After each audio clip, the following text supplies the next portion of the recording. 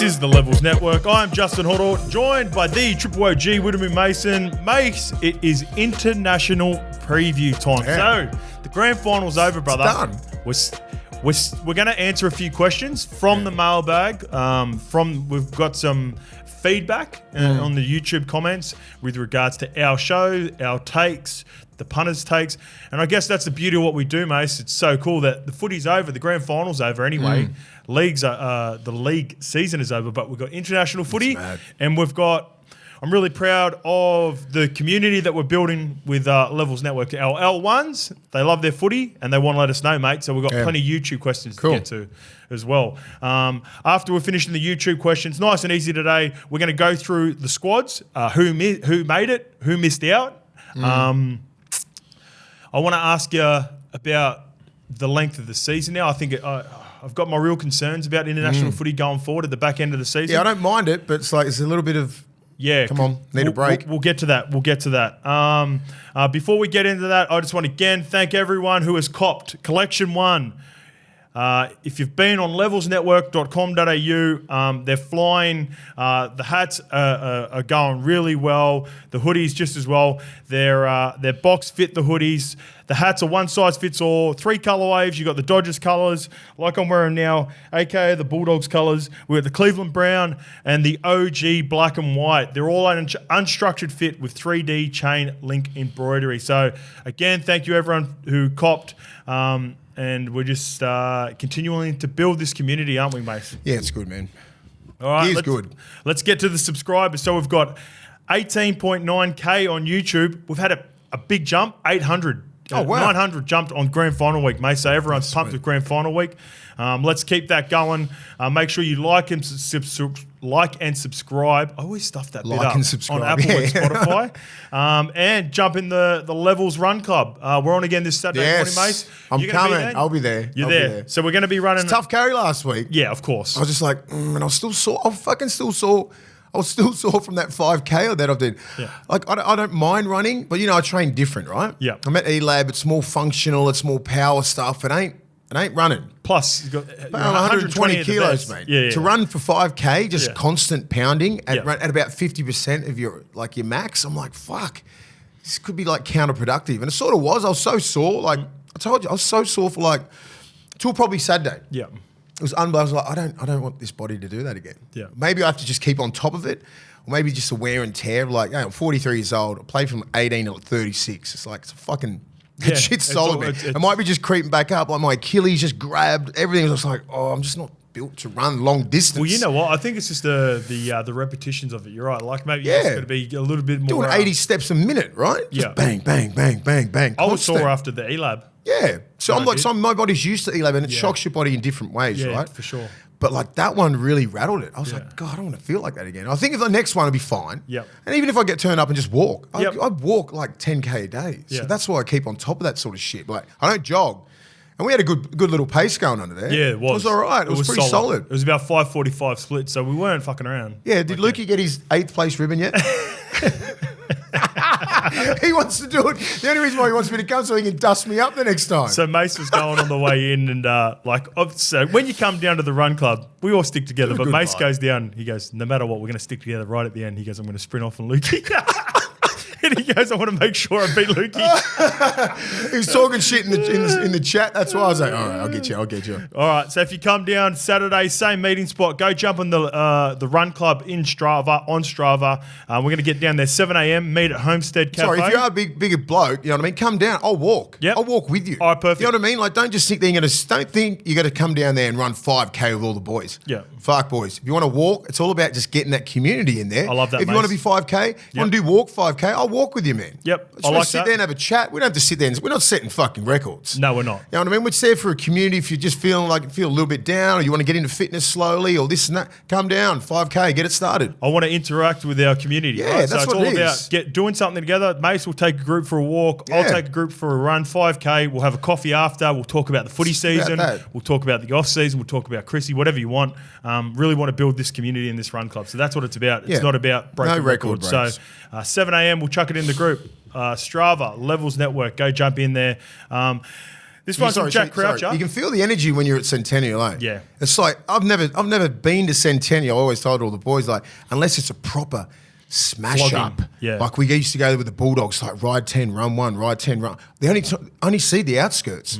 I never see all these cool little gardens and shit and cafes. I'm like, in, out. Get me the fuck out of there ASAP. Yeah. And you don't want to come back. Because there's all nervous energy. Nervous energy. But like once you're done, like you can feel the vibe and everything. Like a heap of people just running. It's like it's a real community of running. It's great. I think it's great. That's what you got to feel that. But you got to feel that energy. Yeah. I've felt it a little bit because I do my little things at E-Lab, but that's just sort of do my own thing. And it's not like that. You've got about 20 members per session that you do. But it's not like that. Yeah. Actual being out in the open. You're still in a room. You're out in the nature and all that kind of shit. You got to feel it. You got to get there to feel it. For sure. So we got this one from Jack Croucher. Yep. Hey boys, love your work. Was a pleasure to meet you on the weekend after the GF. I'm sure I speak for a lot of people when I say we appreciate you guys getting in amongst the crowd and taking the time to talk to us fans. If you're ever on the Central Coast, let us know and we can tee up a run up in Central Coast, mate. Yeah. So, Jack, we're at Centennial Park this week. I really want to expand it, but I just want to build it in the community where we are right now. But for sure, I love the idea of the community, like what Mase is saying now. We get out, maybe different locations. I want to do one on the northern beaches. I want to do one in Cronulla. Yeah. I want to do one at Bondi. Maybe the Bondi to Bronny. We just want to slowly build that out as well. So, Jack, Central Coast one day, and it was nice to meet you after the grand final because it's hectic after the grand we were final. lucky. We're teamed up with the Tab. We did some street talk with the Tab, our partners, the Tab. Yeah, it was good. And I love that. Feel that energy, eh? That energy, proper. You talk to a Brisbane person, like I can feel that disappointment and just shattered. Like boys, the crowd is shattered. Everyone was shattered. Panthers were at the other end. Yep. That was a big emotional roller coaster, man. It was so good talking to everyone after. Mate, our partners, the Tab, have now taken us to Magic Round, Origin, and Grand Final. We've got, by the way, we're going to be in and amongst it for Everest, and we're 100% going down to Derby Day. So put it in order, that 1, 2, 3, the Origin, Magic, and the Grand Final. So what do you reckon is the best energy you felt? Well, that's what I was going to ask you. So I reckon Origin is more hatred, right? Yep. You can feel that energy where you can feel it more in Brisbane. Magic Round, everyone's loving each other. You're there for the game. What a great game, everything like that. And then this one was just proper, like you're really invested in the game. Or with Brisbane and Penrith, and that was a totally different vibe, right? Because I could feel how shattered the Brisbane fans were. Times that by 1,000 if you're a player. Do you think the manner in which how they lost played into 100%. Sure, if you're a fan, you rode that wave with them. You're like, we're fucking there, 24-8. I'm like, yes, I'm switching to Brisbane. Fuck it, I'm all in for Brisbane. Yeah. And then I saw like Penrith getting all shattered. And like I was like, if it was right there, 24-8. It would not be as disappointing as it was at the end because they had one hand on it and then Penrith come back. Yeah, it's you're ridiculous. Right. If they'd got towed up 24-8 or Broncos had gone on with it, Penrith sort of would have been like, get one back, 1 or 2. Not that last one. And they hold on. Penrith fight back. Brisbane hold on. Perfect grand final. Yeah. You don't get to ride that like, fuck, we've got it. Bang, we haven't. It's gone. It's terrible. And the players will still be shattered right now. Yeah, they would. It's one of those things when I talk to Blocker and all the blokes who play in the 89 grand final, they're not over it. And they never got, because they never got another one, mate. So that's what I told you about. They never got over the fact that they never got there again. They never had that group of men again. Yeah. All these sort of things. So you're not going to have Fleagley, you're not going to have Herbie, you're not going to have Palacia, all these sort of blokes. So you're probably never going to have that opportunity again. No. I think they will be back there, but it won't be like 100% guaranteed next year. Nothing is. For sure. Nothing is. I think they're a big chance. Because other teams come up and all that sort of stuff. Yep, and injuries happen. Everyone had that. What did I say about last year? Everyone has those perfect career best years with Para. Well, Penrith and Broncos, they had one squad member out of their top 30 who didn't play in it. Do you know who that is? So they were fully fit. 29 out of 30 and 30 out of 30 for the Broncos were available. Oh, wow. That's best ability. That's the best. Right? Oh, wow, I didn't know that. So that is so hard to replicate. Yeah. Do you know who it was? No. Taylor May. Holy shit. Taylor May, ACL at the start of the year in the club challenge. He was the only player missing that wasn't available. So a full deck of cards, both of them. Cards. And that is almost... So like, it's almost impossible. For people that don't know, I played in the 2013 grand final. I looked around at the team in the sheds after. We lost Kitey, who was always going to be a big loss, but we didn't have Jason King that year. There's 600 games right there. And I looked around and I went, we'll be sweet. We'll be back here next year. Didn't make it. Bastard. End of the year, we'll come in, first equal or second equal, and we just ran out of troops at the end of the year. We got injured, so there's no guarantees that you're going to be back. Yeah, and especially when you had it, right?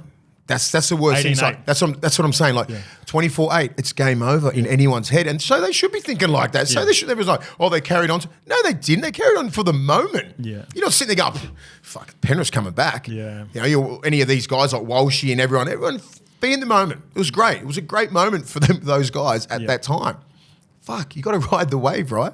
Who would have thought? You've got to stay in the moment, and then after the moment's done, then you go and treat yourself to a ready-to-drink vanilla and chocolate shake. Whether you needed a quick hit of protein to help you refuel after a tough grand final, or just breakfast on the go before we do the run club on Saturday morning. So these are currently available in Coles, online at bodyscience.com.au, and in independent supplement retailers.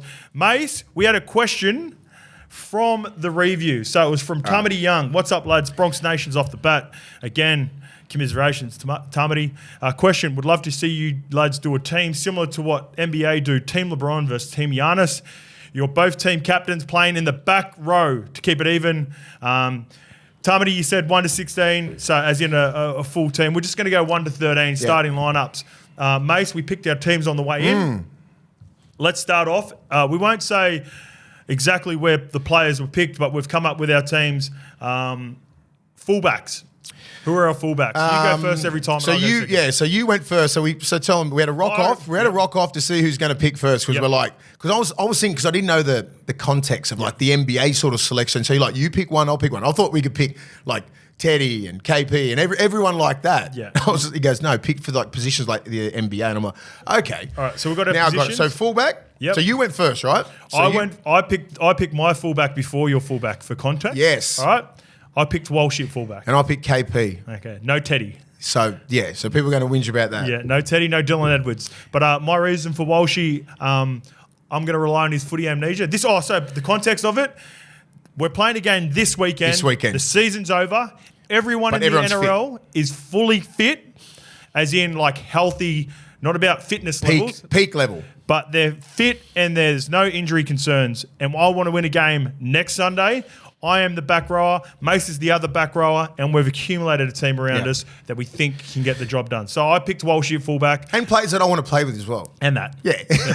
My first pick was Munster, so there's no surprises there. We'll get to that. So KP is my fullback. Yep. Why KP over... I just think his skill set is ridiculous. What he showed this year. Safe under the high ball, gun defensively, and his offset starts. Yeah. Him and Walshy are the best. All right, I got Walshy. I think footy amnesia. He needs to put this weekend away from him that's just gone. Move on. I want him to carry the ball early on, get himself into the game this time around. But Walshy is my fullback. All right, who is your left edge? Centre and wing. My left edge would be Turbo at the centre and To'o on the wing. Ooh. I like that combination. Ooh. All right. Those are good picks. Turbo outside. Because Turbo, that's what I'm thinking. We're not thinking Turbo. I'm going 2021 Turbo. What I've got there. Yeah, I like it. Yeah, I like it. Well, based off that as well, I picked Latrell and Hammer. So that's mad. So I got Latrell. I want to put some speed outside Latrell, and I think a fully fit Latrell is the most dangerous centre in the competition. Yeah. Shit, you know what I forgot? We forgot. I'm just looking at it now. No, neither of us picked Joey Manu. Oh, fuck. Well, what do you do, but? Do you pick him ahead of the fully fit Latrell or fully fit? No, I would have picked him before, and I would have changed my... Hammer. I would have had Joey Manu centres and the Critter on the wing. But let's get to our right centres anyway. Yeah. There we go. Shit. All right, my right centre is Stephen Crichton, and my right winger is Swali'i. Yeah. My right centre is Katoni Staggs, Yep. and the winger is Cobbo. Ooh. You got that Broncos. Big bodies too. You got that Broncos. Yeah. I love the way Katoni Staggs played, man. That's the reason why he's in that Australian team at the moment. Yep. And he's played twos. Cobbo, I think, sort of didn't have his best grand final. Origins, he's played. He can play. He's big. He's a big player. He's a big player. He's like Walshy. They don't give a shit, man. Yep. It's like that game's done. Give me the next one. Yep. As you would have heard before, my 6 is Cam Munster. He was my pick. And I left out my best mate, one of my best mates in DCE. You have to, but. I'm trying to win a game next week. And based off this year, I went Sean Johnson. Ooh, shit. All right. My half is Cleary. Yep. I think he's the best half in the game. If you don't fucking know it, watch the grand final. 6 is Luai. I just went for those combinations. If you look what I'm doing, it's like there's combinations with the 9. We'll get to that, and like Cleary, the lock-ish, and the 5'8". I think if Luai's on the board late, which he was, and Munster's gone, and you've already got Cleary, like how it was picked, you got to go Luai. I just think that. Who else could you pick at 6? So people to miss out, no DCE, no as a 6 spot. Jerome Hughes, no Dill Brown, no Moses. Well, for some people, he. But Cleary's it. That's it. Yeah, 100%. Yeah, those are just players that missed out. Yeah, but at 6, but like I can't put any of those halves in the at 6. I just got to pick Luai. Yep, that's fair enough. And I love Luai. I'm talking fully fit Luai. He's a gun. Do you like my SJ Munster combination? SJ's a gun, man. If he proved it this year, Munster well. Yeah, just he's a general around the field now. Yeah, and if you slip off him, he'll just cut you in half. SJ right, Munster left. Yep. Bang, they play that positionally. In the middle, this is where I think you've got some dogs as well, but I got Payne Haas and Adam Fanua-Blake. Yep. And I've got why'd you go that combination for? Because as I said, like if you're trying to win a game, I think those two they get the lion's share, right? Yeah. I don't think the other guy is going to do. Payne Haas will probably have to do all the cleanup work. Yeah. I don't want him to do cleanup work. I like Payne on. I like Adam to build momentum for us through the middle, late footwork, he's got a early great carries off well. the back of Hammer and Swiley getting those first couple, and then Payne on tackle 4 coming off my lock, who we'll get to in a bit. Yeah, that's the combination you're going for, right? Because get Fanua-Blake, get momentum. Don't come into the late bits. I don't want Carrigan because you got Carrigan and Payne Haas. They can build a beautiful combination if they get coached right. Yep.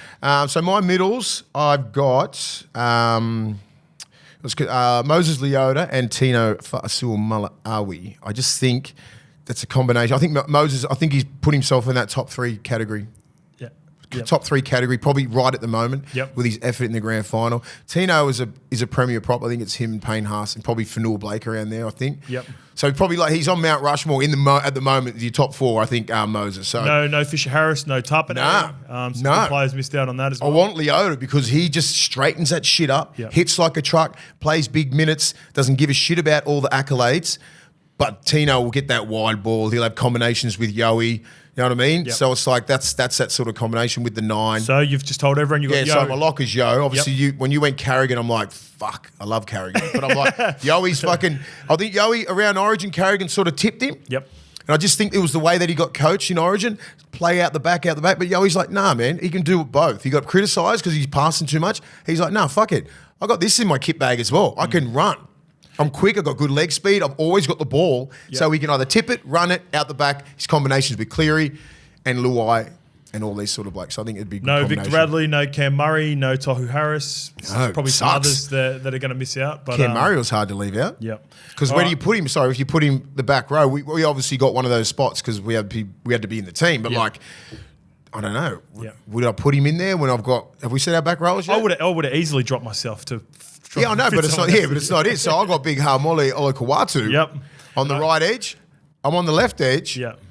So you're going to be sending Hamole at me? Yeah. Well, I got Liam Martin to neutralise you. Yeah, fuck him. I know when you picked Liam Martin, I'm like, and then I forgot that we were in the sides. I'm like, all right, you got fucking big Harmole. Yeah. He goes, you got Liam Martin. I'm like, damn it. So this is the opposite. We cancel each other out. You're going to go fucking get it, Hozzie's a spot. And I'm going to be going to my back row. I'm going to go. Just go right. You fucking stop Mase. Yeah. You stop Mase. That's the combination. And that's going to be the difference between the two teams for sure. Yeah, but I think it was a bit of fun there. But I think our hookers, to wrap it up, Harry Grant. Yeah. I think I pipped you on that one. Yeah, you did. And I got the guy who interchanges with him at club and national level. Benny Hunt playing out of position. Good 9, but he doesn't like to play 9. Says a lot about him. Yeah. I know he's embedded in that Australian team, but so was Damien Cook. Yeah, 2 years ago. Uppy Coruscant, I thought about Uppy. I really did think about Uppy. Big Uppy. I love Uppy at the grand final. Yeah, I really did think about Uppy. But with SJ and Munster, I probably just want cleaner ball, earlier ball to them because I want Shawnee to run the show. Shawnee's running my team. Yep. I agree. Like, I think back. Harry Grant suits a lot of systems, I reckon. Yep. I'm gonna send this to Lukey. Put up a little graph. Go on Instagram. Let us know who's. Who would you pick? Because like you got to think, you're talking about combinations and you're talking about who we want to play with. You know what I mean? That's always like if LeBron and Durant are picking those sides, they want to play with or Giannis and LeBron. You know, like they want to play with the players that they sort of want to. Well, LeBron's smart. LeBron always picks plays that he's trying to recruit. So look at Giannis now. Look who he's got. Giannis. Yeah. Yeah. You know? Yeah. Lillard. He's got Lillard for the Bucks. Got the Dame. And we'll get to that. We want to talk some basketball and NFL as well during the off-season. So, Tamati, that's our 1 to 13. All right, this one's from Paulie Warnuts. Walnuts. And this is we've got a couple of these are more related to the game. All right. This is really good info, I reckon. It wasn't just that. Penrith for 60 minutes didn't even look like scoring a try. They got one try that was off the bat back, which can be considered a fluke, but there's good IQ on it. But you're right. Walshy was there. If Walshy did his job. They didn't have to break the line, is his point. Yeah, 100%. They were probably the better team for much of the game in terms of winning the grind, but were offering little in attack. The Broncos had 6 line breaks to 0. This is obviously before Nath goes through. Yeah. It looked like the Broncos were about to pump them by 40. I slightly agree with that. I thought they ruined the grand final. The Panthers were that much on the back foot, it was ridiculous. For Nathan to turn that around and win the game with sheer just relentlessness will always be unbelievable. I think he's right. A lot of those things, when you look back on the kick, but I think what they did in that first 30 minutes, although it looked pedestrian, Mase, it definitely led to fatigue at the back 100%. end of those last 15 minutes where a lot of Brisbane Broncos players made poor decisions under fatigue. Yeah, well, you can imagine how Brisbane felt in that in the first sort of 30, 40 minutes. Then they got a little bit of ball, and look how fatigued Penrith looked. Like Yowie, I went back and watched those tries again. Obviously, it was Smith, the guy who he got smoked by Ezra Mam. Yeah. Moga, Tonga just sort of held out a little bit, was too late, because he never thought he was going to get smashed like that. Because Ezra Mam wasn't doing much, so he had a lot of petrol in there. He was defensively working his ass off, don't get me wrong, but he weren't running like that. He was just defending. So the thing with Tonga... They weren't going at him, they were going at Reynolds. Yeah, but going back the other side. They weren't going at Ezra. Quickly stay on that before we move on. So when you go down that edge, when you're Isaac Tungal, you don't have enough time in big moments to realise, like, holy shit, it's Lindsay Smith. I've got to cover him. So what you do is when you're a centre, you'd normally defend him next to Liam Martin or, Nathan Cleary, and you look and they're very versatile, they're very mobile. So you never really feel stressed to come in and drop that shoulder, because at the end of the day, you've got Herbie Farnworth on your outside. By the time you realise it's Lindsay Smith, holy shit, he's swept and he's at A, and Ezra notices that. It's a mad move, man. Hit him with the little and then takes off. It's game over, and see Isaac going, Big Lindsay, he was actually in good position. Yeah, well, he just had to don't stop. Spacing. It was great spacing, because I think we broke it down the other on the Tuesday. I'm like, I thought that was the Liam Martin one. Oh no, that was one of the best individual tries.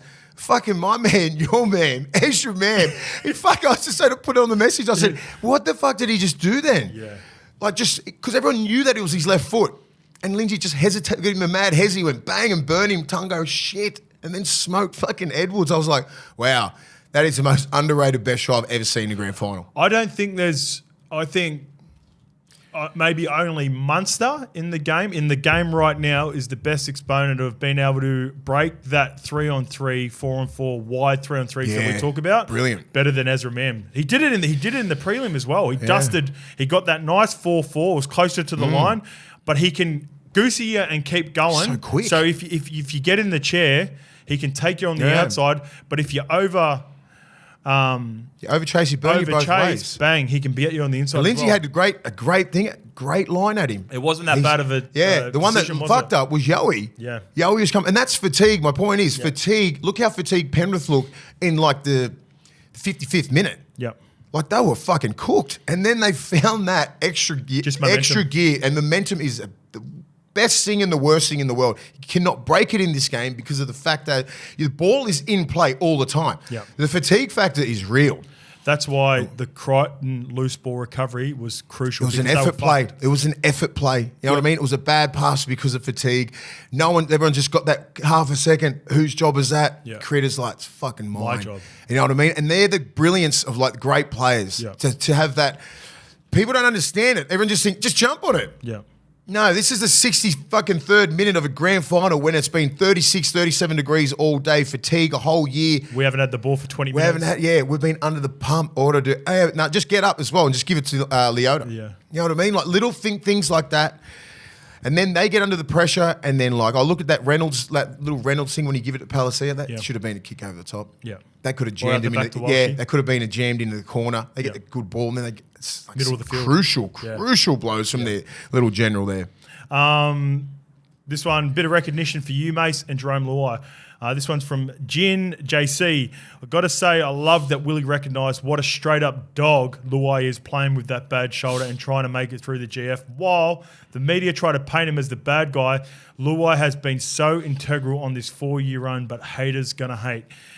Interesting one. Yes, shout out, Mase, for giving Luai his flowers. He's a really intriguing figure because he wants to be the villain. So don't get it twisted, right? Yeah. He likes being the villain because, he gets straight on.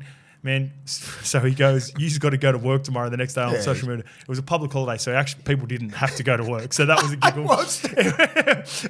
So he messed that up, but we get the point of it, right? Luai doesn't sometimes I think, pundits, fans or whatever, especially fans of Penrith, like, stop getting into Luai. Look, I feel like Luai enjoys that, so don't worry about that. But I agree with Jin on this, is that he doesn't get the credit of what Cooper Cronk did. No. And I know they're probably, different injuries and Cooper's might have been even, like he only had a week's, right? He did it in the preliminary final, if memory serves. I'm not sure what the injury was. Yeah, and he, at the end of the day, both of them are going to have surgery in the off-season to fix it. So I know 100% that Luai won't get credited for what he did in the grand final with that injury, the same, and even playing in the prelim to get him into the grand final. Whereas I think so. If it was anyone else, we spoke about this before I even said it. If it was anyone else, they would have been thinking it was like a John Sattler fucking thing. Yes. You know what I mean? They would have put it in that sort of Sammy Burgess, that narrative. broken jaw. Yeah, that narrative when they just paint people up to be like these fucking gods. They'll never do it for Jerome. Nah, never. And like he understands that. Yeah. He does. He's smart. Yeah. He's like God first, family, God, then Panthers. Yeah. Like that's what he's like. So he's like, he don't give a shit about anyone. We'll give him his flowers. He gets his flowers from everyone at levels, and like most people who understand the game. Yeah. Other people who don't understand the game and just look at social media and look at bullshit and they control the narrative. You're a simple-minded human, and that's shame on you. Yeah. All right, this one is from Mitch. And yes, I did, when we were breaking down this play, I forgot to mention it. Mase, you actually went back and watched it again. You were that pumped on the game, you went and watched it again. Yeah. This one, Scope, thoughts on what Walters should have done after Reynolds missed the first, then Ricky was after Walters, and then Walsh out the back. So he was the one player. But want to hear your thoughts. Did Billy miss his man, or was he in the right spot because he was next man up post beating Reynolds? They just weren't in the right. There was 4 people within a metre. It's all about spacings on the line, right? And this is another thing. Fatigue, man. Yep. Fatigue and pressure. This is what happens under pressure. It was did they just leave that for Cleary? No, he spotted it. They come off the line. Reynolds come up and Katoni, Reynolds come up. He beat that. Billy Walters is that man. If he comes straight off the line, and then it went to Ricky. Yep. And because Ricky went left when he should never have moved in that pocket and just come straight off the line, it's that half a fucking second that he was too late, and it cost them.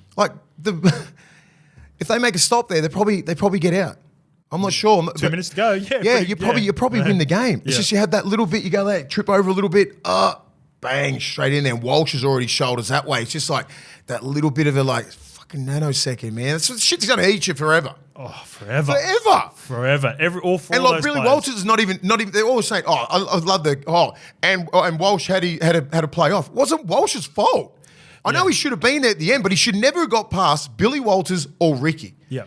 And then because Walsh did his right thing, but he should have went towards the ball. Yeah.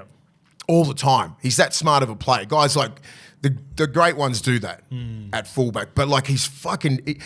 You can't put it on Walsh for that. Yeah.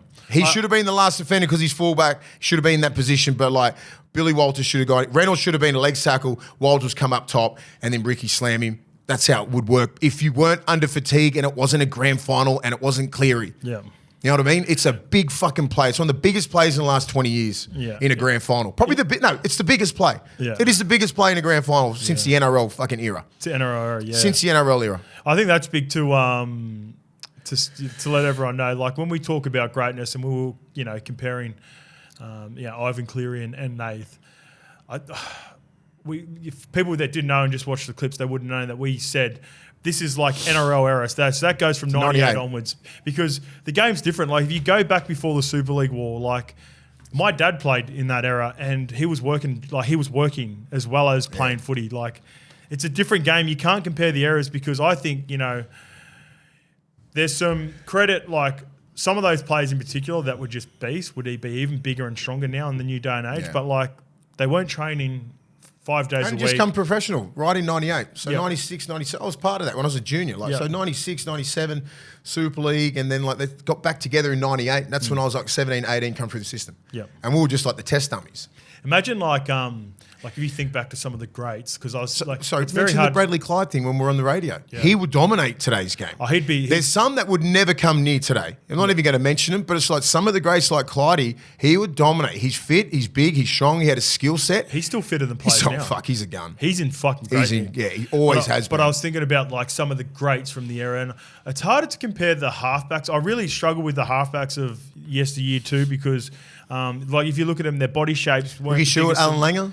Yeah, just because they were smaller guys. Peter Sterling. Yeah. I'm just trying to think. Yeah. So they're all smaller guys that like now you look at the halves, they're probably the size of like back rowers back in those days. So it's completely different. I think you can compare forwards because you're still going to have those bigger bodies. Like imagine Big Artie, Gordy, Glenn Lazarus in this day and age with the nutrition, the training, they were dogs in their era. They would hunt. They would evolve. You would evolve. All of the front rowers and back rowers, I think, would evolve and be in this day and age still be sweet, and because they would just be bigger and stronger. But it's very hard to compare the halves because have a look at like just say Ricky Stewart. He revolutionised the game with his 30-metre cutouts, right? Yep. Great short kicking game, great kicking game. So he should be able to do that easy. Yep. Alan Langer, short kicking game, short passing game, He's attack game. Yep. He would master it. Yep. Great defensively, both of them were dogs. I don't know, like all the other halves, like Peter Sterling in the 80s and all that kind of stuff, like it's just a different game. I can't compare the 80s. I can grab some of the 90s guys and put them in right today's era. Yeah, I think that's fair. Yeah, but like it's like, because it's different ball, it's different fitness. Like 80s were like proper like they were just like two days a week. Yeah. You know what I mean? Like you can't compare that. Yeah. But like you can grab like, who's to say you can grab like a Ricky Stewart and go, yeah, he could do it. Because he's passing game, he's kicking game, he's fast. You got to look at 90s Ricky Stewart, Alan Langer. Yeah. They were guns, man, the Walters brothers. You know what you still got to remember too, like this is where it's hard to compare halfbacks. Like when did it change? Because I remember there was a time when like halfbacks actually defended like halfbacks, like in the halfway 80s. Behind the line. Sweepers. Yeah, sweepers. The whole 80s. Have a look at Turvey. Why do you think Turvey had all those ankle biters, ankle things around the on the sideline because he's sitting behind and these centers that get all the breaks. Everyone's like, oh my god, he's come. No, mate, he's just behind. He's between the fullback and the line. Yeah. It's called a sweeper. Let's go bang and then cut you off. Yeah. Everyone's like, oh man, mad tackle. That's what halfbacks used to do. They used to hide behind the line so they weren't in the front line. Yeah. So it's like that's. Do you know when that stopped? Because I know fucking 90s. I know Ricky did it still. Yeah, I think like mid sort of 90s. I reckon. Yeah. It started stopping when they started being right and left. Yeah, putting. Yeah. Because that was their job. No wonder they made all these covering tackles, right? Because you're in that second line defence. You expect you to do that. All right, this one is from Dogman Hardcastle. I don't know why no one is talking about the short dropouts and kickoffs killing Brisbane. What is with the new culture of going for the short dropout no matter what the score is? You knew it was coming because the commentary box, Billy and Joey in particular, would be like, oh, they have to go short here. And it would be like, why? They're up. Or is it still early in the first half or whatever? Or it is still early in the first half or whatever. And sure enough, it absolutely is the reason they lost. Cleary, brilliance and heroics aside, the decision to do unnecessary short dropouts and kickoffs gave the Panthers about 14 points at least. So the first try, is 100%, 6 points. Then they get the penalty, 8-0. And then they had 2 that didn't go to plan on the short dropouts. Cleary, they actually don't score on the one that Cleary gets, but then they build pressure and then they end up scoring a little bit later. So I spoke to Luke Keary about this when I played a game of golf with Luke Keary. And the reason that teams do it, there's a really strong percentage of the momentum that you build off it. It can really break a team. And I think the teams don't mind. Teams these days prefer to defend their line rather than more further urgency. Out. Yeah. I get it. So that's the reasoning behind it. If you didn't, there is a lot of reasons. There's a lot of analytics behind it. Yeah, they don't just do it for nothing. No, right? There is, because it's like you just got to make that play. Yeah. You know, you got so much onus on the guys jumping up and like tapping it back, like Farnworth tapped it back. Yep. Who had his assignment? Who missed his assignment? Walsh. That goes straight back to Walsh, and they get the ball back. Done. Yep. If everybody does their job. You're trying to talk about my fullback like that. trying to diminish my team. Yeah, but that's the thing. Why did he miss his assignment? Yeah. Because of the fatigue. Yeah. He just built pressure and all that kind of stuff. So the ones that Reynolds did in the second half, like with the Cleary and that, that was like, he was trying to make a big play. Yeah. Right? You get the ball back on the 30. Yeah. On the 40. So he's trying this low trajectory ones where it skims right before you and goes out. It's a fucking ballsy play from Reynolds in that situation, right? You're still up. If Cleary doesn't get it, because he did it against the Broncos. Remember, first finals. Yeah. Sorry, not against the Broncos, against the Storm. Melbourne, it was like maybe 4-0, or Melbourne had just scored a try, or Xavier Coates tried to go over on the sideline. He stabbed one out to the right, and I remember Munster looking around like, where the fuck were we? And look who was all over it. Who was there? Cleary, Martin, they were all over that shit because they knew that Reynolds was going to do that. Yeah, they did. They're like, he's going to go. He's going to go every time. He's going to go for something. It's either a short one or it's those ones that are on the 30 to 40, and they find space because they were ready for it. Yeah. Regardless, even if they didn't catch it, they were probably going to go in the full. He just missed it, right? But it's a ballsy play. Yep. It is a very ballsy play in that situation where it's like, you know what? You'd rather just kick it 40. Yeah. And back yourself for 3. I know that analytics go, oh, you're going to get a percentage and it's the momentum and all that sort of shit. Sometimes just kick the fucking thing. You're going to get, by the time they get to the 30, your 3's out. You got 2 more tackles to get. You can get through a set. Yeah, so so the chat is around like defending the line compared to, so they just say if they catch it right, teams like to defend their line on the line because then they get the extra defender with the fullback. And it's a mindset, right? And if you're defending I remember when we were playing, I'm like, why don't we go fucking short? We end up on the line anyway. Yeah. For the tackle 4 and 5. So you got that urgency for the whole thing. Set. So you got that online mentality. You got an extra line in there. The talk's up, everything up. Yeah. Apart from going out, if you kick it 40 or 50, he runs in. Line could be separated a little bit. Yeah. It's a messy set. Some of the big boys struggle on that kick. Yes. Like just say you've been under the pump. Yeah. Some of the guys start running. It's a 40-metre sprint. You got to remember that. It is. And under fatigue on the first tackle. Because the big boys, like just say Payne Haas, Fisher, Harris, Leota, you're fucking spotting that. I didn't mind that when I was on the other end. If I'm like, okay, kick it deep. Yeah. Oh, you idiots. Because that other side's not moving up. I was quick enough to go straight to the middle of the ruck and split the field. Yep. Right? Then they've got to rush back. Then you're going to get numbers scattered, right? You don't get the fullback in the line? Yes. That's why they do it. So it's like, that's why they do it. So, but I get it. Like, just say the 10, just try and kick it high for like 20 metres. Yeah. Like, if you kick it high, if you didn't try and get it back or anything like that, at least you're going to get up 10, 15 metres, make that tackle, line prep straight away. No one's out of place. No one's getting skittled. You can just make that tackle. It's pretty much going to be a back rower or centre, and you just fucking fall in, give away that tackle set at the start, right? That's what they usually do at the top. Give away it. So you got your line prep. Hold on for 7 fucking seconds if you want. Yep. Then everything's sweet. 7 might be too long. You might get sent for 10 7.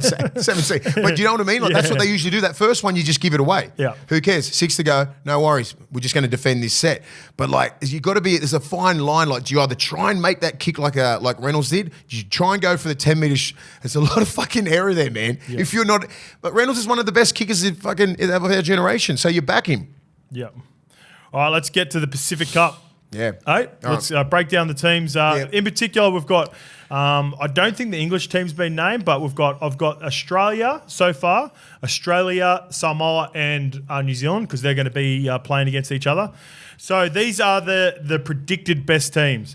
Teddy remains fullback. It looks like Selwyn Cobbo and Josh Adokar will be the wingers. Tony Staggs and Hamiso Tabuai-Fido are in the centres. Cam Munster and Daly Cherry-Evans moving to 7 because Nathan has been ruled out. Ruben Cotter, Nate's out. Ruben Cotter and Payne Haas up front. Harry Grant at 9. Liam Martin, Cam Murray in the back row. Paddy Carrigan at lock. Ben Hunt at 14. Tino Fasul-Malawi, Lindsay Collins, Isaiah Yeo on the bench. So I think that's pretty close to the best line. Valentine Holmes is suspended, but he's in the squad, so he can play the second game, and he will fight for a centre position. And then you've got Josie Flegler, Jake Travojevic, and Nico Hines, who has been called in for... Well done, Nico Hines. Shout out to Nico, yeah. He's been called in for... Consistency rewarded. There's a squad of 21 there, Mase. That's a good team. That's a very good Australian squad. I think Ruben Cotter and Tino might swap, someone like that. Yep. Who are they playing? New Zealand and Samoa. But who's the first game? When's it kick off? Next weekend? Yeah, I'll get it. Just going all the way down the bottom. So week 1 is Australia versus Samoa in the men. So they play Samoa first game. Right. But yeah, we'll just Ruben Cotter's a dog. You can just put him anywhere. Yeah. But I'd sometimes just want him off the bench. Yeah, I think... I don't know. I don't know. He's just a Swiss Army knife, isn't he? I think Lindsay Collins will end up starting. That would be my predicted team with Ruben come off the bench with Tino. Tino, yeah. Something like that. Yeah. Fuck, that's a good As long as you've got those big boys just rotating like that. Yeah. 20. I like Yowie coming off the bench as well, just like he did for Origin, and more playing a more direct play. But fuck, Flegler, Jakey not in the team, and Nico Hines. Again, congrats to Nico. That's a solid side, man. No Kalen Ponga, no Dylan Edwards, no Walshy. No Walshy. So we assumed that one of them were going to make the 18 to 21, and they've gone with. Nico Hines is the hybrid player, so he can probably cover more positions too, right? Nico can play anywhere, fullback, centre. Yep. Yeah, I think he can fit in 9. And I still would have picked one. I still would have picked one of the fullbacks personally. I probably would have picked Kalen because he's got more versatility. Yeah, 100%. If Cleary's out, DC goes to 7. They must be just looking at as Nico as a genuine 7, properly, and 6, 1. I don't know. I think KP could probably play that. Yeah, interesting, eh? So it is very interesting. I just thought like KP would have been in that squad. And Katoni, I believe, was going to play for Tonga for a long time, and I think just due to it might have been one of those conversations, when Big Mel goes, "This is your opportunity to play for Australia. Yeah. You might not get it again, or you might not be considered again." This is it's a really important. Remember, he's born in Australia. Yeah, of course. Yeah, he's a Queensland boy. Is he Queensland? Obviously New South Wales, but was he raised in Queensland? No, he's northern New South Wales somewhere. Okay. Fuck, I know it too, but it's escaping me. Lukey, can you have a look? But he spent please? Most of his, in Queensland. Oh yeah, and Australia. Yeah. You know what I mean? Australia. So it doesn't matter. Yeah. So his heart would be in Australia. His blood is Tongan, Indigenous. Yep. So he's got to represent his family as well. He's represented Tonga a few times, a shitload of times. Now it's time to represent Australia. So people should understand that. He's born in Wellington. That's it. Born in Wellington. Yeah, so Lukey was saying a big omission, ruled himself out, but he played at the Koori knockout on the weekend, so we'll talk about that, Mase. Latrell put up a message off the back of Mel Meninga, said during announcing the team that he's confused that Latrell played in the Koori knockout on the weekend. Latrell wrote this on Instagram: "I play for my country because I love it. It's not my time to put the jersey on this year. It's for someone that deserves a crack." He tagged Bradman Best, who didn't make it, and Hammerside Tabuai Fido. "I will be back. Number 825, so super proud. Koori knockout was to simply give back to so many that deserve it. I love my culture and my people. Don't get it twisted, baby." I love that. Yeah. I love it. There's nothing I don't love about that. He's we said it last week. They don't play. This is one of their proudest moments to play and give back to their people. It's a cultural thing. It's a difference between playing in a knockout where I don't know. I haven't watched the knockout. I didn't watch the knockout over the weekend. I watched Lapa play. But I couldn't imagine Latrell's playing big minutes, and it's not the stress of playing in another 6-week competition like you're playing against New Zealand and Samoa. So I'd imagine it's a calculated decision as well. Yes, he's representing his people and his culture. That's what he's doing it for. Fox and all those blokes that are out there, Cody Walker, that are out there representing in the Koori knockout. It's a cultural thing, and if you don't understand it, you never fucking will. Yeah, I don't think you can. I don't think if you're not an Indigenous player, even being ourselves, whether Tongan descent, Samoan descent, or or myself being New Zealand Māori, I used to play in those tournaments when I was younger as well, coming through because there's a different sort of feeling when you play for your people that you just will never compare to what you do at club level, and of course, like these players don't even get paid to play in those too, and they're happy to turn up, and they're risking a lot too. They are, So then those guys, and you want those guys turning up every single year, right? You got some of the biggest Indigenous stars playing in our game, the biggest, and they're representing in the Koori knockout. It's amazing what they're doing, and for him to even give up his jersey like that.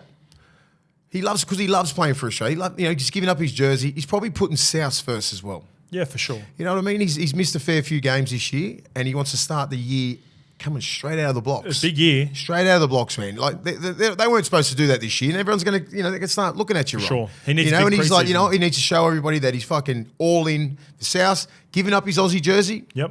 That's not easy. Everyone still wants to play for Australia all the time. It's a pinnacle.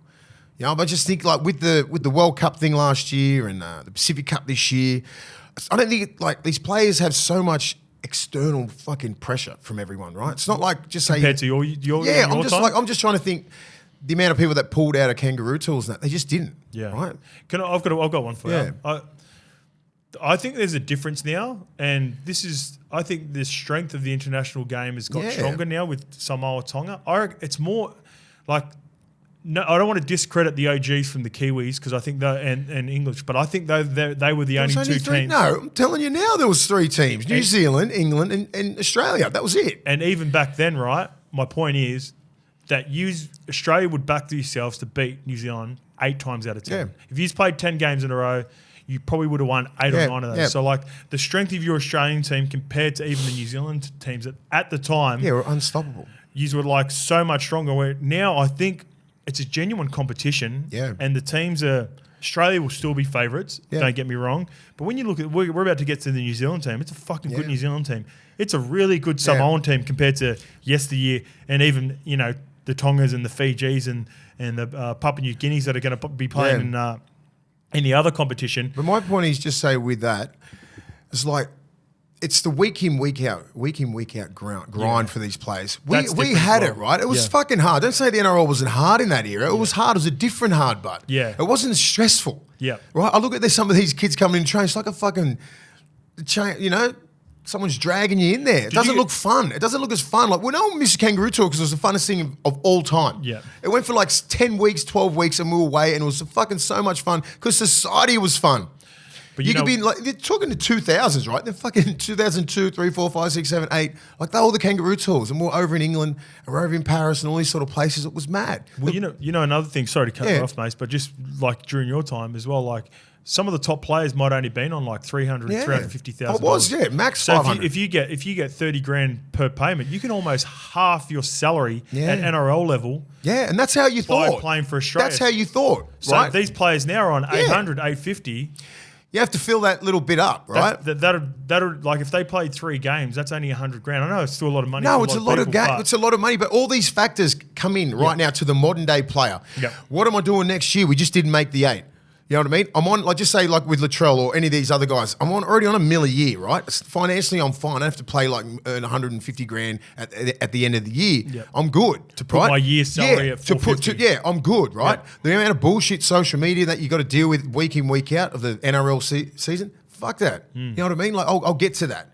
I've got to deal with it again through the Pacific Cup. Maybe I need 6 weeks off. It's not a World Cup year. Yep. There's a 4 nations and all this kind of stuff that they're trying to put together and make the international game great. I get it, but I need 6 weeks off to extend my career up here. You might be 27, 28. I'm like, Kangaroo Tours take fucking years off your life. It's so much fun, but it's brutal, right? But it's a different mentality right now.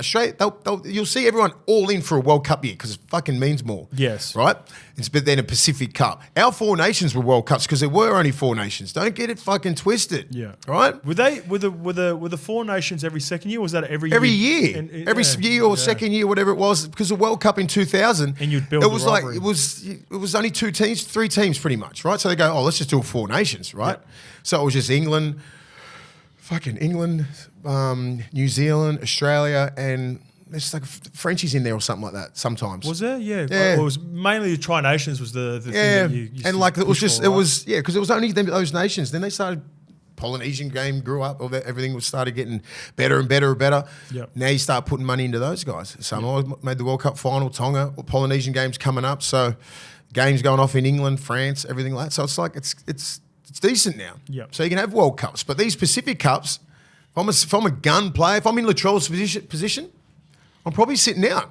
If you've come off the season, you've been injured, you want to... The cards he's got dealt right now, you're probably going, it's probably better for me in my career if I fucking sit 6 weeks out of footy. Yeah, I'm not even thinking career, I'm thinking 2024. Yeah, and that's... And if I'm Latrell, I'm doing the same. If I know, I've obviously represented my country, represented my state, I've been injured, my hamstring, I've done my thumb, 2024 is crucial for, You're that dude. They're in a really big, they're getting Jack White next year. Yeah. They've got they didn't make the 8 and people were starting to forget about them now, but for sure they can bounce back. Another player who has turned down rep jerseys is Sean Johnson for the Kiwis. This is their predicted best team. Chance Nickel-Klogstad, Jermaine Asako. Congrats to Jermaine Asako. Yeah, well Dylan Watson-Lesniak also turned it down to play for Tonga. Turned down the Kiwi jersey. So it looks like Jermaine Asako will be on the wings with Ronaldo Moltalo, Matty Timoko, and Joseph Manu in the centres. I think that's our best centres combination as well. Dill Brown at 6, Jerome Hughes at 7, Moses Leota and Fisher Harris in the front row, Danny Levi at 9. So Cheese ruled himself out. Phoenix Crossland. And Phoenix Crossland's Kiwi. Yeah, I didn't know that either. And there was one more, Jeremy Marshall King. So that's a position where we could struggle at for sure. 100% you're going to struggle. Britton Nicola, Isaiah Papali'i, and Joseph Tarpany in the back row. The old boy Fozzie's still getting around. He's in the 14 jersey. I love it. Nelson Asafa Solomona. Leo Thompson, well-deserved. Shit. Widemu! Widemu Greg! Yes! Widemu Greg in the 17. With Farmanu Brown, Griffin Neame, Keno Kinney, and Naful White. So a few younger guys have been given an opportunity to represent the black and whites. I think Griffin Neame will start over Widemu Greg in the 17s. That would be my team. But I like putting Keno Kinney into this team. I think he's a real player of the future for the Titans, Mase. And for us as the Kiwis, and this is smart from Madge, you almost got to get you got to get these young kids early, right? Because once you declare for New Zealand, I would put Farlongo in there right now. Well, Farlongo is he Queenslander? Samoa. But I wonder where his allegiance lies. We'll see. This is why it's important for New Zealand because we've got to lock him in there. We've got to lock him in. Come on, Mal, ring him up. If Keno Kinney plays for Gold Coast for too long, he stays there for long enough. Then smart, man. I think he might have been eligible. So, he come over late. So he just come over. Yeah, no, he was sweet regardless. So Keno Kinney was always going to be Kiwis. Naful White. So. Struggling in the hooker jersey, and Shawnee ruled himself out. You know what New it's Zealand a smart will struggle decision with? for Shawnee too. What New Zealand will struggle with more, not allegiance to Australia, it's Tonga and Samoa. Yeah. They're worried about that. Have a look at Dallin. Yeah. He just went and played, he's playing for Tonga. That's massive. Yeah. That is huge. He's the ex-Kiwi captain, man. Yeah, that's true. Back to SJ, his character in my book is just up here at the moment. Team first, country first, give the young kids a go. He's all in for the Warriors. Yeah. He wants to go out on a winner. So we've got about 2 years left in his peak.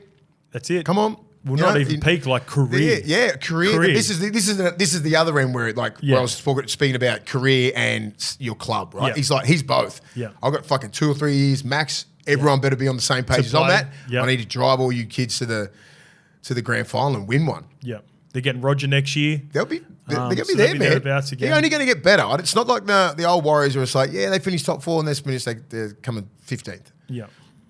It's pretty handy team, bar your nine's going to struggle. Nine's going to kill us. Danny Levi, he's a solid player, but he hasn't played even a lot of footy. But he's played for New Zealand before. Oh, yeah, I'm sure he probably would have. Yeah, he probably would have. But I'm just saying he didn't even play a shitload for the Raiders this year. Yes.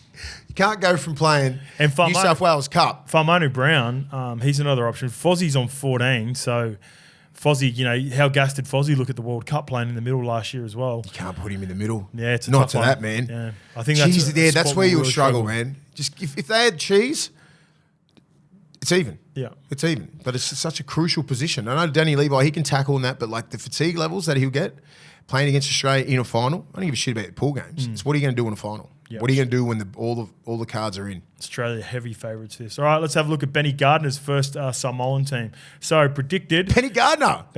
What a grinder. Yeah. Good on him. Yeah, we had Benny Gardner on radio at SEN a couple of weeks ago. Bit of a story with him, sorry. When I was at the Roosters, right, he just fucking rocked up and just started helping. Wasn't part of the coaching staff or anything like that. He just grinded his ass off. He was our under-20 strength and conditioning. Yeah, and then he just fucking goes, Freddie, can I just watch? Yep. This is 2008, right? Yep. Can I just watch, learn? Yep. People got some different things to say about Benny, but his fucking attitude and the way that he grinded, and he's like, it's fucking second to none. Now he's coaching Samoa. He's on the coaching staff out at Penrith. Well done, Benny. He just stayed in the game, man. It's a great story. Like I'll tell you a little bit about his journey. So Benny Gardner was our strength and conditioner in 2005 for Jersey Flegg. He was underneath Jimmy as that. He wanted to do some coaching. That must have been when he went up to Freddie. When Freddie came in, like, can I just watch? Can I be around training? Yep. Over the years, he's like been a New South Wales Cup coach at North Sydney. Yeah. He's been an assistant coach. Just grinded the gears, grinded through the grades, was at the Tigers as assistant coach to Madge and was a part, with him at the Rabbitohs, and now he's assistant coach with the... We had a question not long ago about what pathway could I take if I'm just a normal bloke. Yeah. Benny Gardner's one. It's going to take you a fucking minute. Yeah.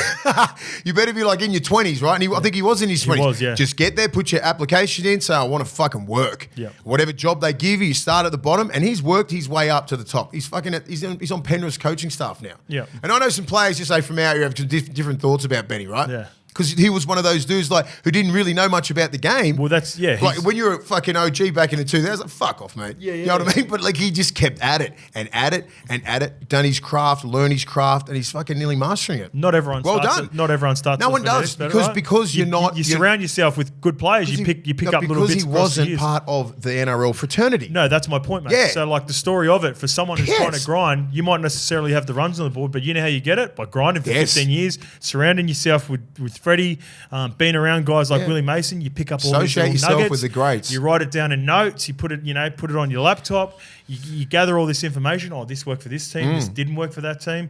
And now you're in a position where Benny Gardner blueprint. He's an assistant coach for Penrith Panthers. Fucking oath. And the head coach for the Samoan team. Well done, so his Benny predicted Gardner. team is Stephen Crichton at fullback, Greg Marzou and Brian Toto on the wings, Murray Taulagi and Isaac Tonga on the centres, Kawala Apu and Dijon Arce in the halves, Junior Polo, come in, Lukey. Gordon Chan Kum Tong at hooker. What do you want, mate? Here we go. We've got the Steeden balls here. How you going, mate? Good. Gordon Chan Kum Tong at dummy half. Royce Hunt in the front row. Luciano Leilua, Connolly Lemuelu, Justin Matamua, Spencer Leniu, Hylam Lukey. Oh, my God. Terrell May, Kenan Palacer with Jesse Arthurs. I think Jesse Arthurs could find himself in the starting lineup. He should. Ooh, it's very hard, actually. The outside backs. Farlongo and young Tonamapea, Scope Tonamapea. So, a good squad there. We'll look back on this next week. We'll see what the teams actually become next week. But Jerome Luai is the big player not to be part of that team. So because Jerome's out, they're really struggling for depth in the halves. Kyle Olopu, obviously at your Bulldogs, but he played under 18s at the end of the year, under 20s at the end of the year. And Dijon Arce, he come in to fill in for Dill Brown while he's out. He had a pretty good season, but again, that's where it's going to... That's where they'll hurt him. It's going to hurt. Because last year with Luai, who was their man? Yeah, Luai. yeah. And no Joseph Swaliti as well. So I wonder if he ruled himself out. I'm interested... There would have been a couple in that position. There would have been a fair few. What about Joey Manu? Oh, no, he's New Zealand now. Yeah, Shit. Yeah, and he's Cook Island anyway. Right. Yep. And Joey Manu was Cook Island. I swear. I thought he was like Samoa. Yeah, no, Cook Island, Mouldy. All right. Well, that's it, Mase. We'll get to the teams next week. That's the end of it for the grand final. Wrapping it up, and let's go have a chat to Steeden. And that looks mad. Balls. Maybe something for Chrissy we're working on. Sweet. Let's go have a chat to him. All right. See you next week.